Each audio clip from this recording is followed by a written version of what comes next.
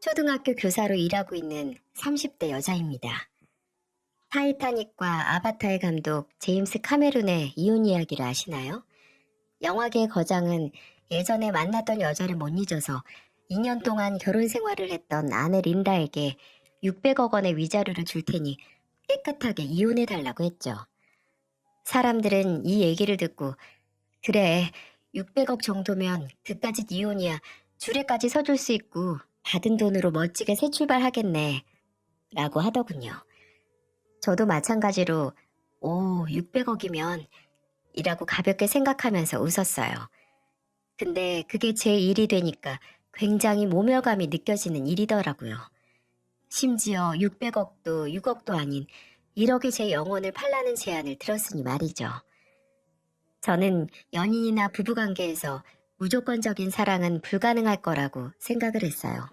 모든 걸 기꺼이 내어주는 무조건적인 사랑은 부모 자식 관계에서도 어려운데 아예 남인 사람과 그렇게 쉽게 될 수는 없는 노릇이니까요. 저희 아버지께서는 제게 무조건적인 사랑을 주는 분이었어요. 어머니께서 일찍 돌아가시고 딸과 둘만 남은 아버지는 금보다 귀한 외동딸에게 뭐든 할 수 있는 걸 해주려고 노력하셨죠. 코다리찜 전문점을 오래 운영하신 아버지께서는 연중 무휴 쉬지도 않으시고 식당에 나가 일을 하셨는데 그런 아버지께서 쉬는 날은 늘 제가 관련된 날이었죠. 초등학교 때 부모님과 함께 가는 소풍날, 학부모 참관 수업, 수능 당일과 대학교 입학식과 졸업식, 그리고 제 결혼식 이런 날이요.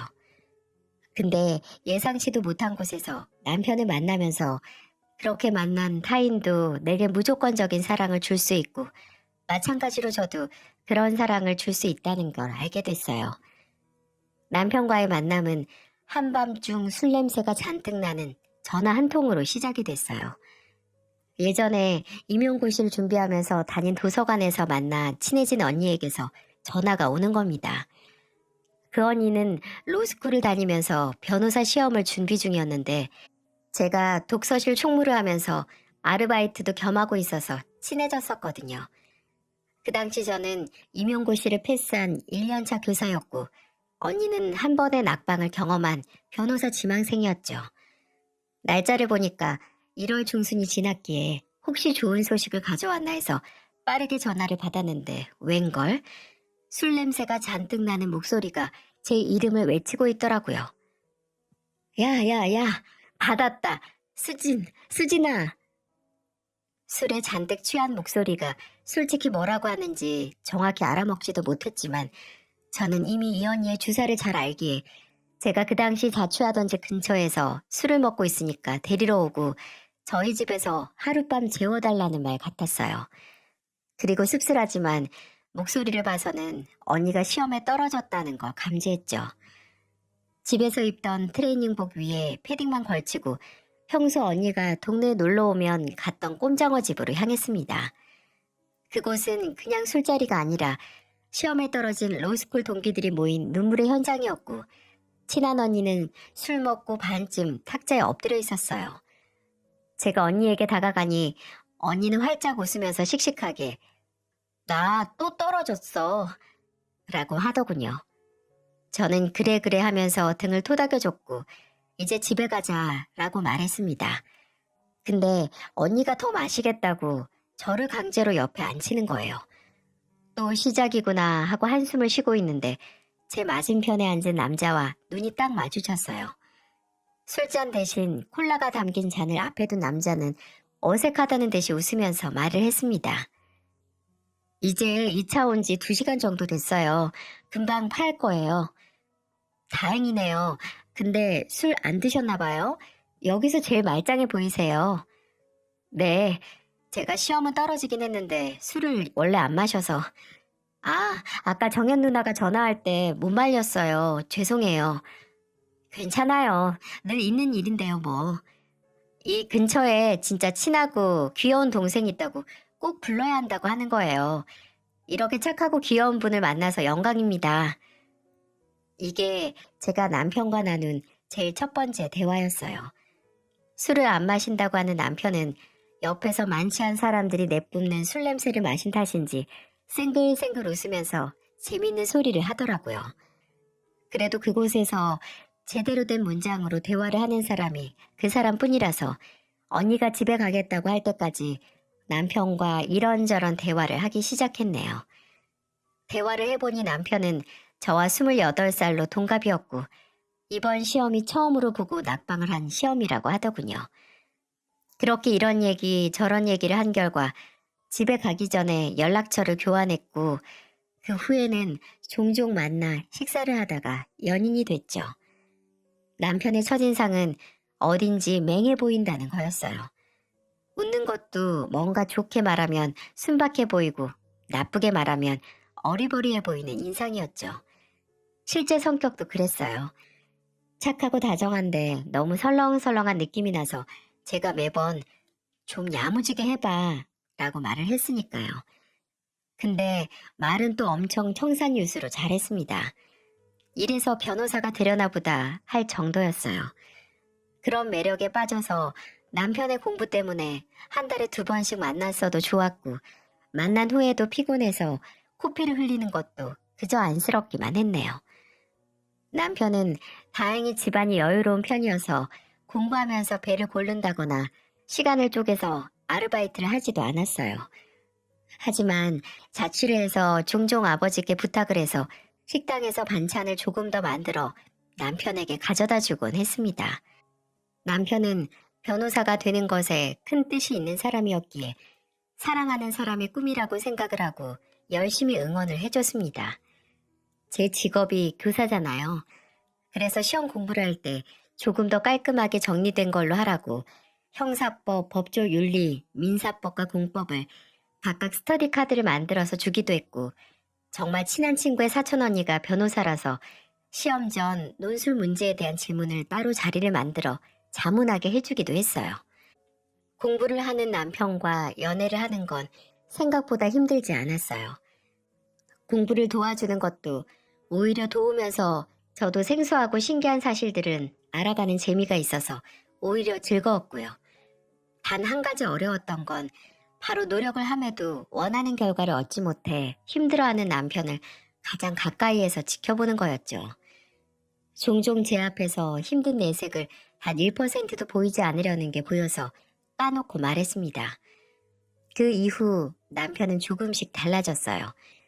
힘든 일이 있으면 속 시원하게 말하고 제게 위로받았고 짜증이 나고 예민한 날이 있으면 저에게 미리 말해서 쌓인 스트레스를 풀고 남편을 예민하게 만드는 원인을 찾아 해결하려고 노력을 했습니다. 그렇게 남편과 어느새 만난 지 1년이 가까워졌고 갑자기 예상도 못한 말을 하더군요. 수진아, 혹시 거절하고 싶으면 바로 거절해도 돼. 전달하는 것 뿐이니까 부담 가지지 말고.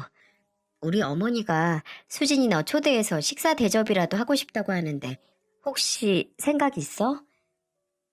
어디 전쟁이라도 나가는 사람처럼 비장한 얼굴로 남편이 제게 물어본 건 남편의 어머니께서 저를 초대하고 싶다는 얘기였어요.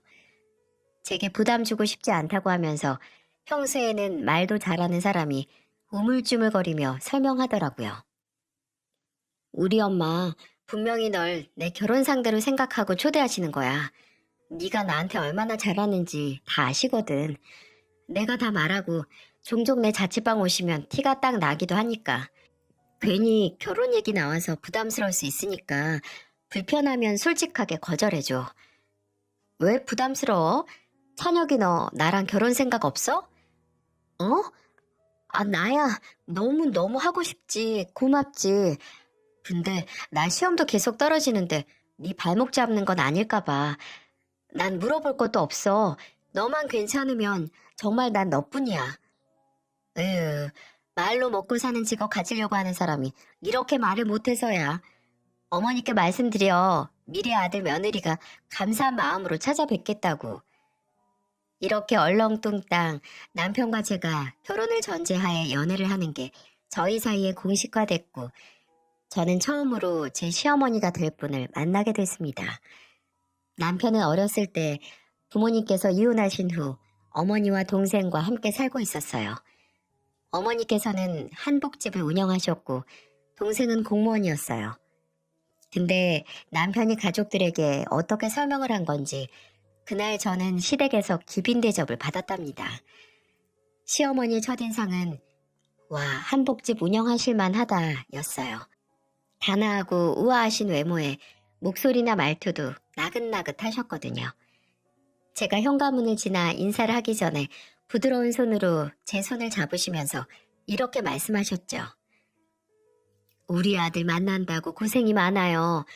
남의 집 소중한 딸 한창 이것저것 하면서 연애할 시기에 이렇게 뒷바라지만 해서 어떻게 해? 내가 늘 고마워하고 있어요. 우리 수진 양 위해서 기도도 많이 하고. 아유, 제가 고생하는 게 뭐가 있어요. 공부하는 사람이 훨씬 더 힘들죠. 아니에요. 내가 잘 알지. 자식 공부시켜봐서 너무 잘 알아. 곁에 있는 사람도 피가 마르는 거야, 그게. 어머, 내가 손님을 현관문 앞에 이렇게 세워두고 말이 길었네. 일단 들어가서 앉아요, 앉아. 커피 줄까요? 아니면 홍차? 밥 먹기 전에 간단하게 차 마셔요, 우리. 무슨 온다리를 내조하는 평강공주를 대하는 것처럼 시어머니께서도 저를 아주 다정하고 대단하다는 눈으로 쳐다보시고 평소 쉬는 날 집에도 잘 안 붙어 있다는 시누이도 집에 안 나가고 저를 보기 위해 남아 있더라고요. 언니, 지금 일하고 있는 학교는 어느 동네에 있어요? 야, 지혜야, 무슨 초면에 바로 언니라고 부르냐? 뭐 어때서? 어차피 둘이 결혼한다며. 그때 집에 와서 나랑 엄마 붙들고 자랑했잖아. 수진이가 나랑 결혼한대. 엄마 며느리래. 라고. 벌써 잊었어? 아이, 넌 그걸 지금 왜 말해? 어머, 왜 지금 말하면 안 되니? 혹시 결혼 생각 없어? 수진 양, 그냥 했던 말이에요? 아니요, 전혀 아니에요. 진심이었어요. 찬혁 씨가 저 불편해할까봐 괜히 저러는 거니까 신경 쓰지 마세요. 제가 결혼할 거라고 그 앞에서 확정까지 내리니 시어머니는 10년 묵은 채증이 한 번에 내려가는 사람처럼 활짝 미소를 지으셨어요. 찬혁이가 수진 양 만난 후에는 발 뻗고 자잖아요. 고등학교 들어갈 때도 그렇고 대학교 들어갈 때도 그렇게 공부하는 애 때문에 가슴 졸였는데 이제는 또 로스쿨 시험 본다고 하니 내가 기함을 했지. 그게 또 끝이 아니라 이제는 국가고시까지 있다고 하는데 아유 지겨워. 엄마가 지겨울 게 뭐 있어요. 공부는 다 내가 하는데. 부모 마음이라는 게 그게 아니야 이놈아. 아무리 공부는 네가 하고 시험은 네가 본다지만 엄마도 같이 보는 기분이라고. 근데 내가 그 걱정을 수진 양이랑 나눠서 들으니까 살겠어요. 고마워요 수진 양. 근데 또 수진 양하고 수진 양 아버님께 못할 짓 하는 건 아닌가 몰라?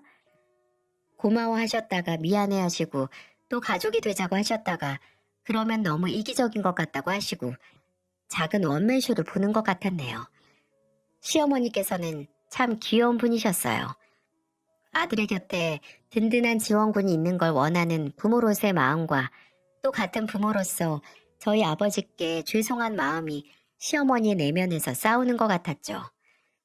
그 후로는 종종 시어머니께서 먼저 연락을 하셔서 밥을 사주시거나 저 생각나서 샀다며 옷이나 스카프 같은 걸 사서 남편을 통해 보내주셨어요. 남편을 통해서 저희 아버지 생신도 알아내셨는지 편하게 입을 수 있는 개량 한복 세트를 보내주셔서 또 한 번 감사 연락을 드렸고 저도 시어머니 한복집으로 꽃바구니를 보냈어요. 그렇게 시간이 흘러 남편이 두 번째 변호사 시험에서 떨어졌을 때 결심했어요. 이 사람과 그 해에 결혼식을 치러버려야겠다고 말이죠. 왜냐하면 남편은 두 번째 낙방으로 크게 좌절했고 그 좌절 때문에 거의 심리적으로 고립될 뻔했거든요. 공부하면서 물론 점수 관리도 중요하지만 무엇보다 멘탈 관리가 제일 중요하잖아요. 남편의 자존심, 자존감은 바닥을 쳐버렸고 저는 그런 남편의 정신을 붙들 수 있는 건 결혼을 함으로써 믿음을 주고 안정감을 주는 것뿐이라고 생각을 했어요. 그래서 제가 프로포즈를 했어요. 늘 남편이 도서관에서 공부가 끝나면 만나서 둘이서 가만히 앉아만 있어도 시간이 그냥 지나가 버리는 한강 둔치에서 결혼을 하자고 했습니다. 제가 좀 오버를 하긴 했어요. 전통적인 방법으로 한쪽 무릎을 꿇고 결혼하자고 했거든요. 본식에서 사용할 반지가 아니라 편하게 커플로 낄 반지를 사서 내밀고 말했죠. 결혼하자. 앞으로 어떤 일이 일어나고 또 뭘 성공하고 실패를 할지라도 늘 네 곁에 있을게. 나도 사람이라서 종종 무슨 일이 생기면 널 원망할 수도 있고 시비도 걸고 예민해져서 미운 소리도 할 거야. 하지만 난 알아. 그런 나를 받아줄 사람도 너뿐이고 어떤 일로 싸우든 우리는 다시 우리의 자리로 돌아와서 함께 할 거라는 걸. 차녀가 행복하게 해줄게. 너도 날 행복하게 해줘. 좀 오글거리죠? 저도 그렇게 생각해요. 제가 남편에게 한 프로포즈 대사를 아직까지 기억하고 있는 건 그때 몇 날 며칠을 다이어리에 적어가면서 할 말을 정했기 때문이에요. 그리고 그 다이어리는 지금까지도 잘 간직하고 있고요. 남편은 입도 못 대다가 마침내 저를 바닥에서 일으키고 꼭 안아주면서 행복하게 해주겠다는 대답을 했네요. 그렇게 남편은 세 번째 시험과 동시에 결혼 준비까지 하게 됐어요. 물론 결혼 준비는 거의 제가 한 거나 마찬가지지만요. 시어머니께서는 제가 결혼식에서 입을 한복도 손수 치수를 재서 수제 제작을 해주셨어요. 그리고 완성된 한복을 입혀주실 때 평생 행복하게 잘 살라고 기도하는 마음으로 하나하나 만들었으니까 수진이는 꼭 행복할 거야. 이런 말씀도 해주셨죠. 저는 그 영원히 담긴 한복을 입고 남편과 결혼을 했습니다. 시어머니는 본인이 하시는 한복집에 제가 결혼식에 한복을 입고 찍은 사진을 대문짝만하게 걸어 놓으시기도 했어요. 하지만 결혼식보다도 제일 중요한 건 바로 함께 살 집이었어요. 준비했던 것보다 몇 년은 먼저 결혼을 해서 아직 모아둔 돈도 없는 데다가 제가 멋대로 벌린 결혼 때문에 부모님께 손을 벌리고 싶지도 않았거든요. 그때 시어머니께서 제게 구원의 손길을 뻗어주셨어요. 남편이 시험에 합격하고 자리 잡기 전까지 시댁에서 함께 살자고 말이죠. 아마 다른 시어머니였으면 제가 바로 거절을 했을 겁니다. 원룸이라도 그냥 둘이서 살겠다고 말이죠. 하지만 이 얘기를 꺼내신 건 저희 시어머니이기 때문에 가능했던 거였어요. 남편은 전적으로 선택을 제게 맡겼고 저도 흔쾌히 승낙을 했답니다. 시어머니께서는 방 4개짜리 아파트에 시누이와 함께 살고 있었는데 나머지 2개 방 중 하나는 저희 방, 나머지 방은 남편이 공부를 할 수 있는 방으로 바꾸셨어요. 그렇게 저와 남편은 시댁에서 신혼생활을 시작했고요. 너무 좋았습니다. 시어머니도 시누이도 모두 제가 평생 가져보지 못한 어머니와 여동생을 갖게 된 기분이었거든요. 남편이 아침에 독서실로 나가면 저녁에 들어왔기에 저희 셋이서 참 잘 붙어서 시간을 보냈죠. 주말에는 목욕탕에도 갔고 백화점에도 같이 가고 경복궁이나 경리단길 등 서울에서 놀러 갈 수 있는 곳은 다 가본 것 같아요. 멀리 여행까지 가면 혼자나마 공부할 남편이 불쌍하니 꾹 참았습니다. 나중에 가도 늦지 않았으니까요. 그렇게 결혼하고 몇 달 지나 남편의 3번째 변호사 시험이 다가왔어요. 결과는 어땠을까요? 제가 결혼으로 확신과 안정감을 주는 건 별다른 효과가 없었는지도 모르겠어요. 남편은 3번째, 아직 아물지도 않은 상처를 후벼 파는 좌절을 맛볼 수밖에 없었어요. 그리고 이번에는 시험 결과 발표하는 날 남편이 증발하고 말았습니다. 불안한 내용을 품은 문자 메시지를 제게 보내고서 말이죠. 말 그대로 저와 시어머니 그리고 시누이는 패닉 상태에 빠졌어요. 남편이 혹시나 시험 결과에 극단적인 행동까지 하면 어떻게 하나 싶어서 제정신을 차릴 수가 없었죠. 시어머니는 당장 넘어가실 것 같았고 시누이는 그런 시어머니를 안정시키기 위해 옆에 붙어 있었어요. 저는 어떻게 해서든 이성을 붙들고 경찰서에 가고 휴대폰 번호 추적을 위해 소방서에도 신고를 했습니다. 4시간에 걸친 수색 끝에 멀지 않은 한강에서 남편을 발견했어요. 남편은 술에 조금 취한 채로 한강 둔치에 무너진 것처럼 앉아 있었고 수색해 주신 소방대원과 경찰은 제게 남편을 인도해 주었어요. 고개를 푹 숙이고 제 쪽으로 걸어오는 남편을 보고 저는 그대로 뺨을 내리칠 것처럼 팔을 들어 올렸다가 이내 그 손으로 남편을 끌어안았어요. 그리고 정말 정신을 놓고 울었어요. 남편도 저를 따라 울었고 저는 남편에게 어떻게 됐든 너를 사랑하고 옆에 있을 거라는 말은 사실이라고, 나는 어떻게 해서든 당신을 먹여 살릴 테니까 계속 시험 도전을 하든 아니면 다른 직업을 갖든 상관없다고 말했죠. 그렇게 집에 무사귀환한 남편은 3일의 고민 끝에 마지막으로 한 번 더 도전을 해보고 안 되면 다른 일을 시작해서 새 출발을 하겠다고 했어요. 그리고 저는 그 말을 받아들였고요. 남편은 남은 1년에 모든 걸 다 걸었어요.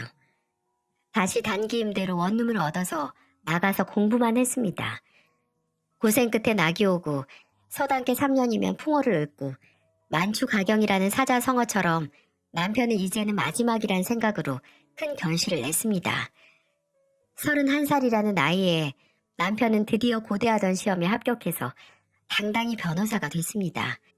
남편은 조금의 시간 낭비도 하지 않았어요. 합격을 축하할 시간도 없이 바로 일할 수 있는 로펌을 찾아 면접을 보러 다녔고 바로 취직을 했어요. 메이저 로펌은 아니었지만 회사 규모도 꽤 큰 로펌이었죠.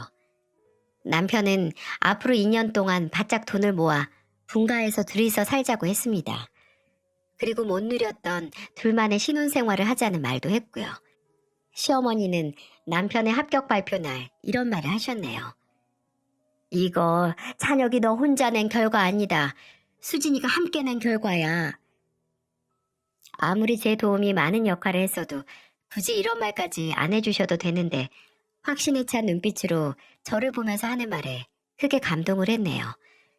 정말 이제는 모든 걱정이나 불안을 당연히 곁에 두는 일상이 아닌 평온하고 따뜻한 일상을 보낼 거라는 생각에 가슴이 벅차올랐어요.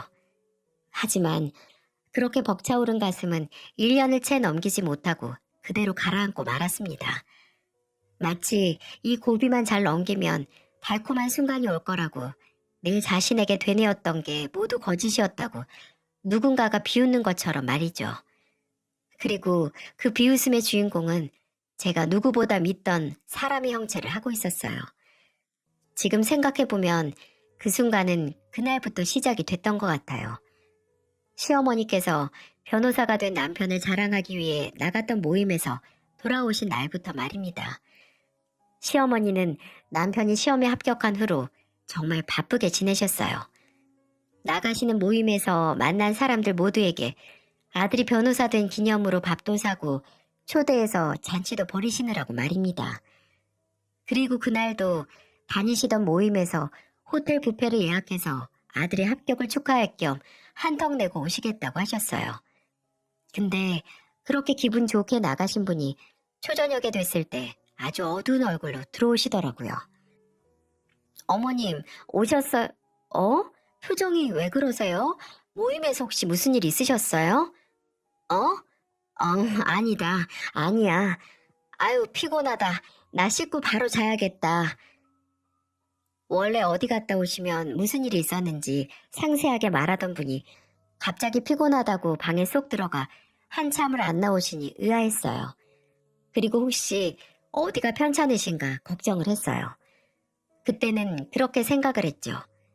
그게 모든 비극의 전조 증상인 줄 상상도 못하고 말입니다. 그날부터 시어머니는 어딘가 달라지셨어요. 제가 말을 걸어도 대꾸도 안 하시고 그냥 못 들었다고 둘러대거나 말하기 싫다고 하셨습니다. 귀찮아 보이셨어요. 저는 좀 놀랐죠. 생전 안 그러시던 분이 그러시니까 혹시 몸 어디에 이상이 생겨서 그러시는 건 아닌가 싶어서 시어머니께 컨디션이 안 좋으시면 병원에 가서 검사라도 한번 받아보는 게 어떻겠냐 이렇게 권하기도 했답니다. 근데 제 말을 듣고 시어머니께서 뭐라 했는지 아세요? 너는 내가 어디가 아팠으면 좋겠니? 괜찮다는데 왜 계속 그래? 라고 하시더군요. 충격이었어요. 가만히 생각해보니 그 차가운 행동을 보이는 건 오로지 저에게만이더라고요.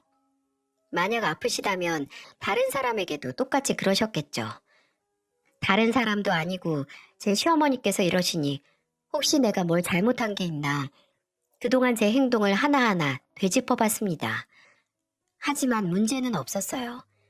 정말 맹세코 시어머니께서 갑자기 제게 차갑게 돌변할 만한 계기가 될 행동은 하나도 존재하지 않았습니다. 그래, 그냥 내가 예민한 거 아닐까. 만약 오해한 게 있다면 조금 시간이 지나 해결될 거라고 제 자신을 다독여봐도 시어머니는 예전 모습으로 되돌아오지 않았어요. 남편에게 혹시 어머니께서 나한테 화나신 거 있나? 요즘 좀 쌀쌀 맞으신 것 같아 라고 하니까 남편은 잘 모르겠대요. 모르는 게 당연하겠죠. 저랑 단둘이 있을 때 그러시니까요. 남편은 혹시 그런 것 같다면 대화로 한번 풀어보라고 했고 저는 마음을 먹고 말을 꺼내봤어요. 남편은 급하게 일 때문에 로펌으로 갔고 시누이는 외출을 한 날 시어머니 방으로 노크를 하고 들어갔어요. 어머니 뭐 하세요? 저 들어가도 돼요? 대답은 없었습니다. 저는 혹시 주무시나 싶어서 살짝 문을 열고 안을 들여다봤어요. 근데 시어머니는 그냥 방 안에 앉아서 제가 있는 방문을 노려보고 계시는 게 아니겠어요? 심장이 쿵 떨어지는 줄 알았습니다. 안 주무시네요? 어머님 너는 내가 들어오라고 말도 안 했는데 그냥 벌컥벌컥 문을 여니? 아무리 같이 살아도 예의는 지켜라. 내가 나이 먹을 대로 먹은 너한테 진짜 뭐든 이렇게 가르쳐줘야 알아? 갑자기 떨어진 불효령에 저는 그저 죄송하다는 말만 하고 다시 방문을 닫았어요. 그리고 뒤돌아 제 방으로 가면서 확신을 했습니다. 시어머니가 나를 미워하고 있고 그건 그냥 단순한 미움이 아니라 거의 정을 떨어뜨릴 목적의 미움이라는 거 말이죠. 이게 대체 무슨 일일까요? 저를 가족처럼 아끼던 시어머니께서 왜 갑자기 이렇게 돌변을 하신 건가요? 그날을 기준으로 시어머니는 바뀐 모습을 감추지도 않으셨습니다. 제가 한 번은 저를 노골적으로 피하는 시어머니께 왜 그러시냐고 해도 내가 뭘 그랬다고 그러니? 너 참 이상하다. 라고 오히려 저를 이상한 사람으로 몰고 가셨어요. 정말 황당한 사건은 따로 있었는데 주말에 제가 일찍 빨래를 돌리고 나오는데 몇 분 뒤에 시어머니가 세탁기가 있는 다용도실로 들어가시는 걸 봤어요. 아무 생각이 없었는데 빨래가 다 됐다는 소리에 세탁기에서 빨랫감을 뺐을 때 침을 삼킬 수밖에 없었어요. 하얀색 빨래만 돌린 빨랫감들 안에 언제 빨간색 스카프가 들어간 건지 다른 빨래들마저 모조리 빨간색으로 물들어 있는 게 아니겠어요?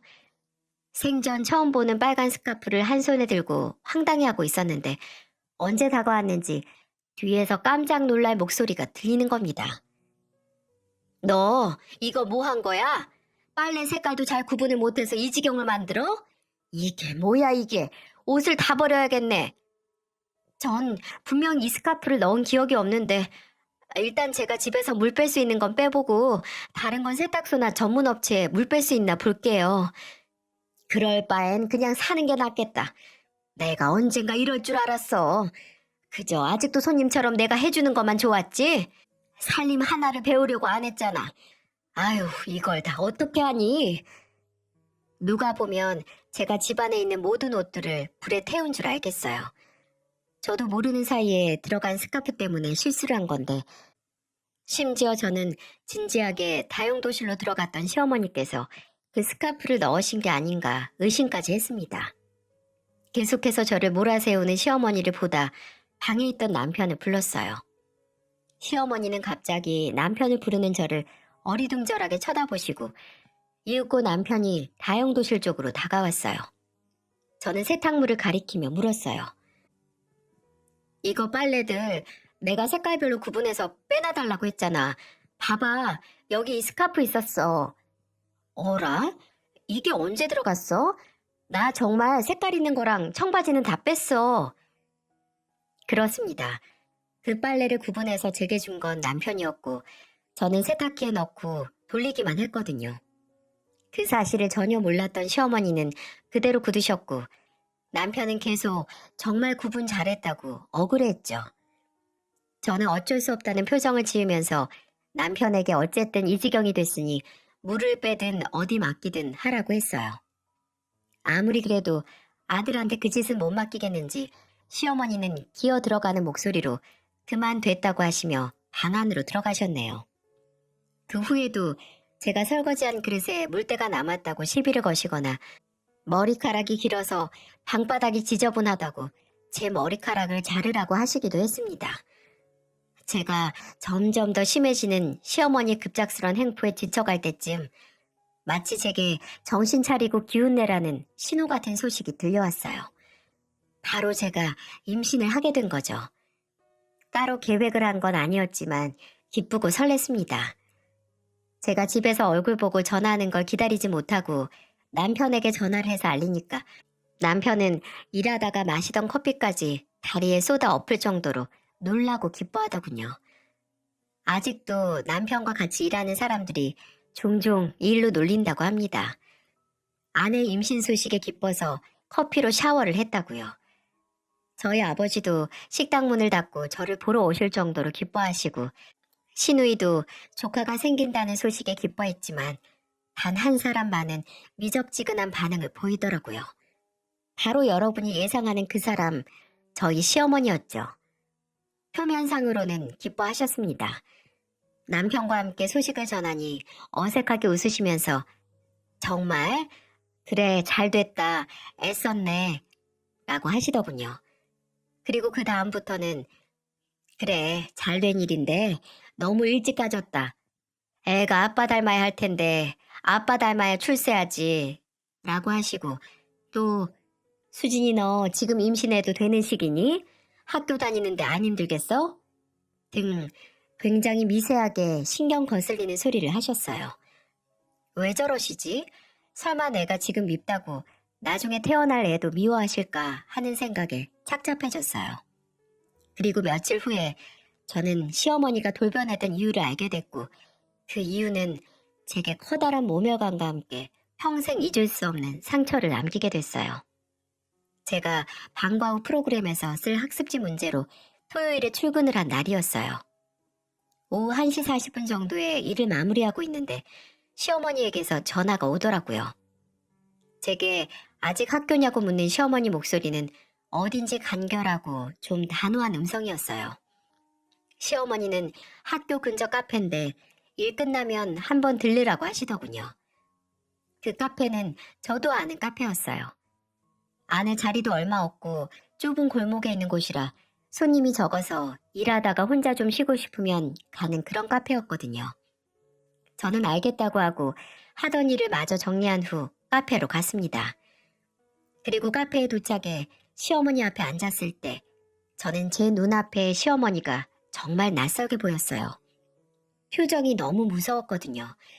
지나가다 봤으면 제 시어머니인 줄도 몰랐을 거예요. 어머님, 왜 여기로 절 부르셨어요? 저 어차피 일 끝나고 바로 갔을 텐데. 내가 너한테 따로 할 얘기가 있어서 그러지. 너는 지금 생활에 만족하니? 네? 그럼요. 요즘 어머님하고 사이가 좀 틀어지긴 했지만 어머니만 괜찮으시면 대화해서 개선할 의지도 있고 남편도 자리 잡아가고 곧 아이도 생기니까 만족 못할 게 뭐가 있겠어요. 애가 매일 어린애들하고 시간을 보내서 그런가 어쩜 그렇게 단순하고 시야가 좁니? 송충이는 솔잎만 먹고 살아야 하고 사람은 제 몸에 맞는 옷을 입어야 하는 거다. 그래도 내가 지금까지 본 정도 있고 우리 아들한테 네가 잘한 건 사실이니까 여유 있게 자립할 돈은 손에 쥐어줄게. 1억이면 어떻게 될 것 같은데 넌 어떠니? 어머님, 지금 무슨 말씀을... 그 돈 받고 내 아들이랑 헤어지라는 거야. 이혼하라고. 그러니까 지금 1억을 받고 남편이랑 이혼을 하라고요? 어머님 제정신으로 하는 말이세요? 무슨 드라마 찍는 것도 아니고. 아니, 그것보다 저는 그렇다 치고 남편이 그렇게 하겠대요? 찬혁 씨는 이거 모르죠? 지금은 몰라도 네가 이혼하자고 해서 갈라서고 나면 나중에는 다 이해할 거다. 이게 다 찬혁이를 위한 일이니까. 그건 또 무슨 회개한 말이에요? 너만 없었으면 찬혁이한테 얼마나 많은 선자리가 들어왔을지 너 아니? 찬혁이 시험 합격하고 나가는 자리마다 결혼만 안 했으면 지들이 나서서 중매 섰다고 난리를 치더라. 한 명은 병원장 딸이 지금 혼자인데 왜 그렇게 빨리 결혼시켰다고 하고 대기업 임원 딸도 선자리 나왔다고 하는데 너무 억울하지 않니? 뭐가 그렇게 억울하세요? 변호사 된 아들로 장사 못해서 제값 주고 못 팔아서 그게 그렇게 억울하세요? 너 입 다물어. 내가 억울해서 속에서 천불이 날 지경이니까. 그러다가 내 한복집에 자주 오던 중매쟁이가 그러더라. 아들 이혼시키면 똑같이 이혼한 여자한테 보내라고. 저 아는 사람 중에 건물주 딸이 있는데 의사 사위 들어오면 병원 차려주고 변호사 사위만 들어오면 그 건물에 아예 사무실을 개원해주려고 벼르고 있다고 하는데 내가 어떻게 가만히 있니? 너 우리 아들한테 제대로 된 변호사 사무실 차려줄 수 있어? 변호사 남편 가져가려면 그 정도는 해줘야 수지타산이 맞잖아. 저는 어머님처럼 속물이 아니라서 전혀 생각도 못했는데 저 남편 변호사라는 것 하나 보고 결혼한 거 아니에요. 오히려 어머님 아들 저랑 결혼할 때 로스쿨 나온 백수였고 시험에만 3번 떨어졌잖아요. 차라리 시간 낭비 안 하고 다른 변호사 만나서 더 빨리 변호사 마누라 됐겠죠. 근데 제가 어머님 아들을 기다리고 결혼한 게 뭘 것 같으세요? 제가 그 사람을 있는 그대로 사랑하니까 그런 거잖아요. 이해가 안 되세요? 아들을 내 새끼라는 마음으로만이 아니라 어디 팔아서 돈방석에 앉을 수단이라고만 생각하시니까 제가 이해가 안 되겠죠? 너랑은 더는 말을 못하겠다. 말이 어떻게 통해야 말을 하지? 됐고, 너 얼마 더 얹어주면 포기하고 깔끔하게 이혼할래? 너 하는 꼴이 불쌍해서 더 주려니까 원하는 숫자나 말해. 어머님, 유명한 영화 감독 중에 아내한테 600억 주면서 제발 이혼해달라고 한 사람 얘기 아세요? 어머님도 600억만 만들어 와보세요. 제가 그때 다시 한번 생각은 해드릴 테니까요. 뒤에서 뭐라 소리를 지르는 시어머니를 무시하고 그대로 카페를 나왔습니다. 머리 끝까지 화가 나 한바탕 퍼붓고 나니 혈압이 뚝 떨어지는 것 같았네요. 저는 어떻게 해서든 시어머니에게서 멀어지기 위해 걷고 또 걸었습니다. 비척비척 발이 닿는 곳으로 걸었어요. 어떻게 이럴 수가 있지? 사람이 이럴 수가 있나? 라고 끝나지 않는 생각을 되뇌이면서 발자국을 내디딜 때마다 인류애를 상실하는 것 같았어요. 몇 분을 그렇게 걸었을까요? 입도 마르기 시작했고 귀도 멍하고 머리도 아찔하게 울리더라고요. 어디 앉아서 숨 좀 고르자라는 생각만 들었고 사실 그게 제 마지막 기억이었습니다. 다시 눈을 떴을 때 저는 온 몸에서 극심한 통증을 느꼈고 제 옆에 있던 사람은 저와 눈을 마주치고 이렇게 말했어요. 환자분, 정신이 좀 드세요? 환자분 자려고 하지 마시고 일어나 보세요. 계단에서 굴러서 떨어져서 정신 잃고 여기까지 실려오셨는데 어디까지 기억나세요? 그 사람은 바로 간호사였고 간호사의 말에 따르면 제가 공원으로 들어서는 높은 계단에서 굴러 떨어졌고 정신을 잃고 쓰러진 저를 목격한 사람이 신고를 해서 병원에 왔다는 겁니다. 병원에 오고 3시간 만에 눈을 떴다고 하는데 휴대폰을 늦게 찾아서 이제야 보호자에게 연락을 했으니 조금 있으면 올 거라고 하더군요. 그리고 10분 정도 뒤에 남편이 병실에 도착을 했고 의아했던 건 의사도 같이 들어왔다는 거였어요. 남편은 참담한 표정으로 제가 놓은 침대 끝에 앉아서 제 손을 잡았고 얼마 안 있어 의사는 천천히 제 몸 상태에 대해 설명을 했습니다. 계단에서 굴러떨어진 충격으로 유산을 했다고 말이죠.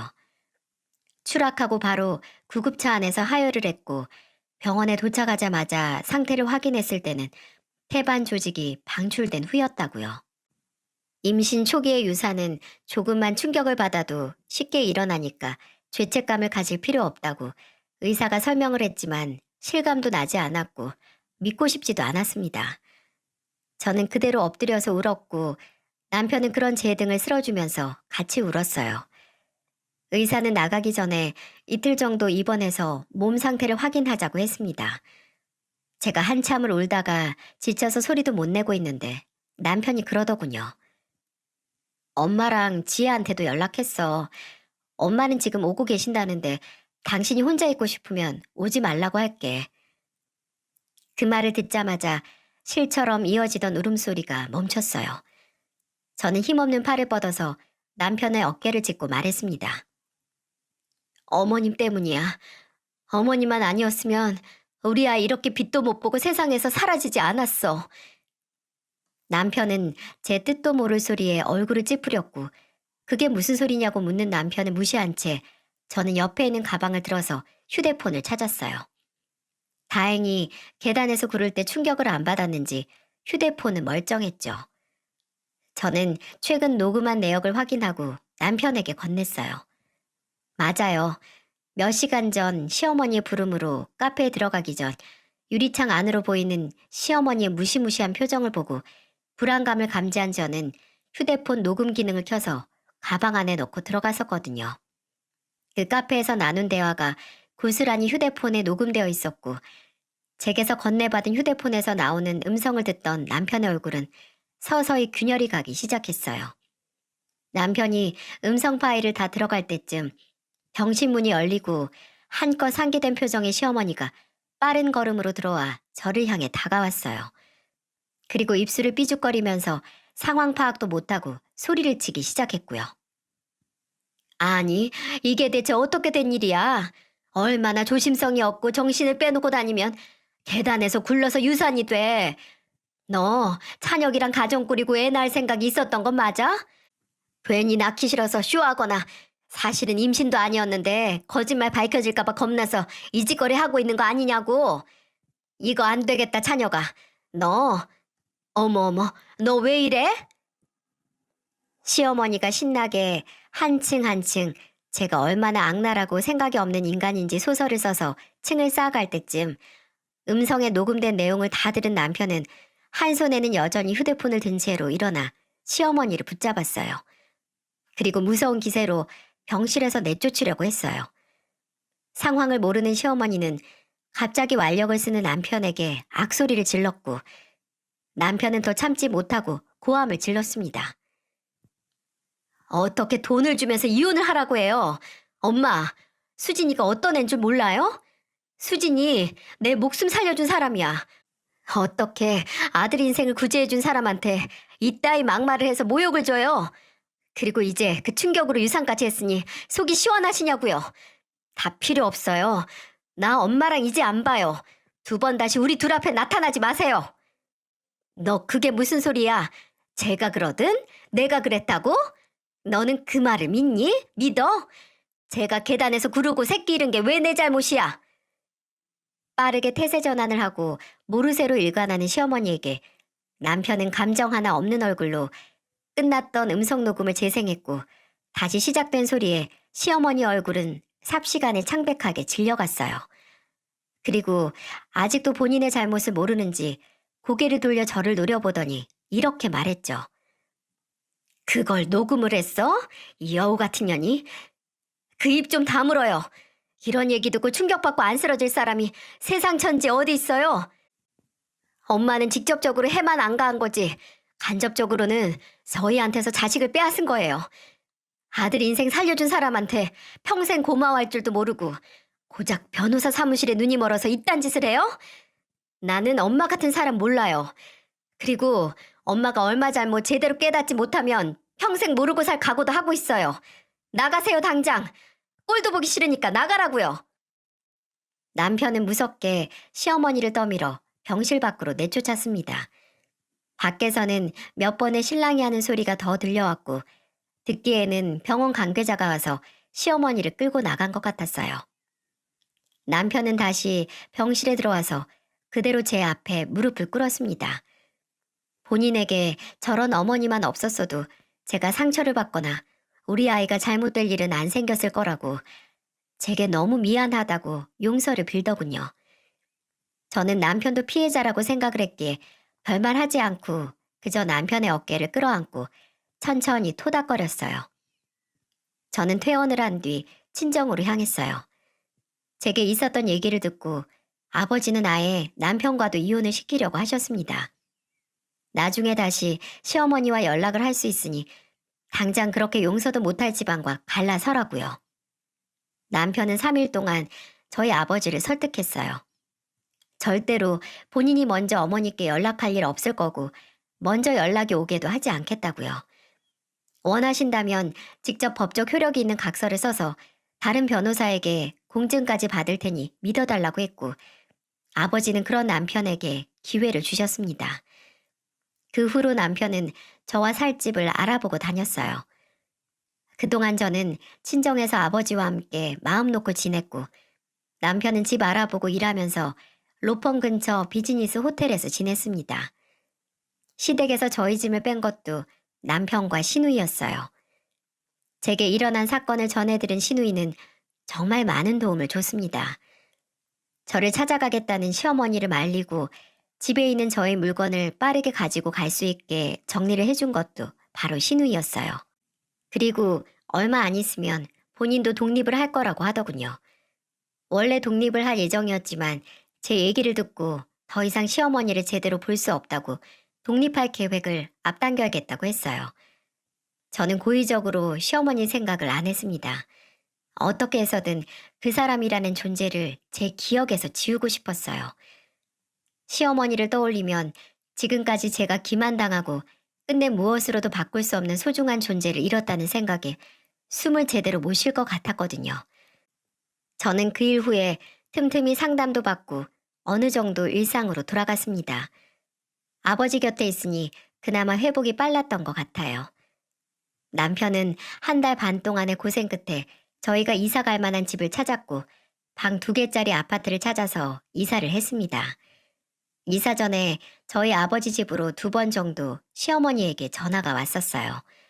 한 번은 제가 받았고 한 번은 아버지께서 받으셨죠. 저는 시어머니의 목소리를 듣자마자 끊었지만 아버지는 냅다 쌍욕을 퍼붓고 끊으셨네요. 이사 후에도 시누이를 들들 볶아 이사간 주소를 알아내려고 하셨지만 소용없었고 몇 번 제가 다니는 학교나 남편의 로펌으로 찾아간 것 때문에 남편이 법적 조치를 취하기 전에 그만 찾아오라고 으름장을 놓기까지 했습니다. 그 후로 찾아오진 않으셔도 모르는 번호로 전화가 오면 100이면 100 다 시어머니였어요. 이제는 모르는 번호는 아예 받지도 않습니다. 사건 후 몇 달이 지났을 때 저는 넌지시 남편에게 말했어요. 부모 자식 관계까지 끊고 싶지 않으니 원한다면 당신만 시어머니와 보고 지내도 된다고요. 하지만 남편은 영문을 모르겠다는 표정을 짓더니 이내 단호하게 말했습니다. 여보, 나도 엄마 욕심 때문에 상처받고 잃은 게 많아. 알잖아. 당신이 받은 상처만큼 나도 받았으니까. 그러니까 당신이 완전히 괜찮아질 때까지 나도 엄마한테 연락할 일 없어. 그 말을 들으니 괜히 미안한 마음이 들었던 것도 싹 사라지고 또 한 번 남편이란 사람에 대한 확신이 들었습니다. 저는 앞으로 어쩌면 영원히 그 사람에게 연락할 생각이 없네요. 시어머니의 욕심만 없었다면 우리는 모두 나름대로 행복할 수 있었고 그 행복을 유지할 수 있었을 거예요. 시어머니가 원래 그런 사람이었는지 변한 건지 알 수는 없지만 결혼하고 그 사건이 일어나기 전까지는 정말 행복했던 게 사실이기에 확신할 수 있어요. 근데 그게 시어머니의 눈먼 욕심 하나 때문에 와르르 무너진 거죠. 시어머니는 제게 송충이는 풀잎을 먹고 살아야 한다고 했지만 정말 분수에 만족하고 살아야 할 송충이는 제가 아닌 시어머니 자신이었네요. 저는 이전에 찰나로 느낀 행복한 일상만큼 새로운 인생은 남편과 단둘이 살고 있습니다. 몸에 난 상처도 마음에 난 상처도 느리긴 하지만 회복하고 있으니 부디 절 걱정하지 않으셨으면 해요. 그저 제 이야기를 듣고 작은 응원을 보내주셨으면 좋겠습니다.